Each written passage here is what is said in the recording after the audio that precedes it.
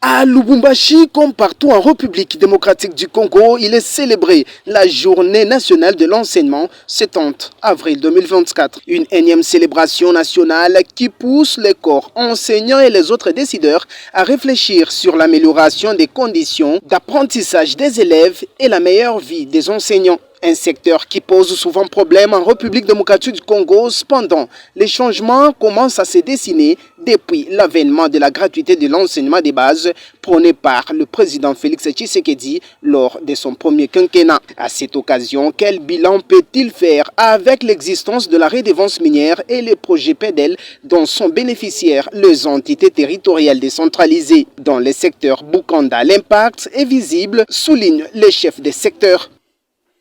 À aller à l'école massivement et les parents à envoyer leurs enfants à l'école parce que les secteurs dans les domaines de l'éducation a construit beaucoup d'écoles. Et il y a de ces écoles-là qui ne sont pas très fréquentées parce que les parents ne veulent pas envoyer leurs enfants à l'école. Beaucoup de choses ont été réalisées et beaucoup encore reste à faire. Nous avons construit beaucoup d'écoles et vous-même, vous êtes journaliste, vous allez tâter du doigt et à travers vos reportages. Nous avons beaucoup d'écoles dans nos deux groupements et le secteur est en train de tout faire compte tenu justement de la vision du chef de l'État. On a vu maintenant des écoles surpeuplées et le secteur est en train de tout faire, de tout mettre en œuvre pour équiper ces écoles-là en bancs et en matériel didactique pour épauler un tant soit peu ces écoles-là.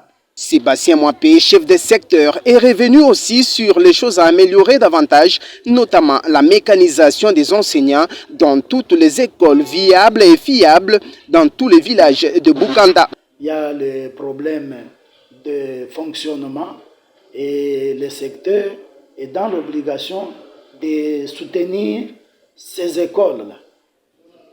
Et c'est ici pour nous une occasion de lancer au ministère de l'enseignement primaire et secondaire pour que nos enseignants qui n'ont pas le numéro matricule, s'ils peuvent avoir ces numéros matricules-là et accéder à une rémunération et épauler la charge des parents. Chaque enfant a droit à l'éducation, poursuit le chef de secteur qui appuie la gratuité de l'enseignement prônée par le président Félix Tshisekedi. Sans éducation, vous n'allez pas trouver le chef de secteur Sébastien Mwapé Kabinda ici. C'est parce que j'ai été éduqué, je suis passé par le banc de l'école.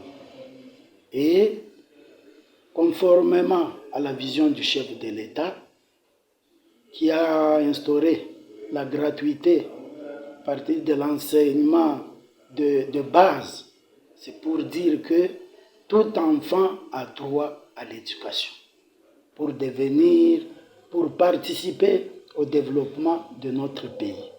Et chez nous, dans le secteur de Bukanda, j'interpelle tous les parents et les enfants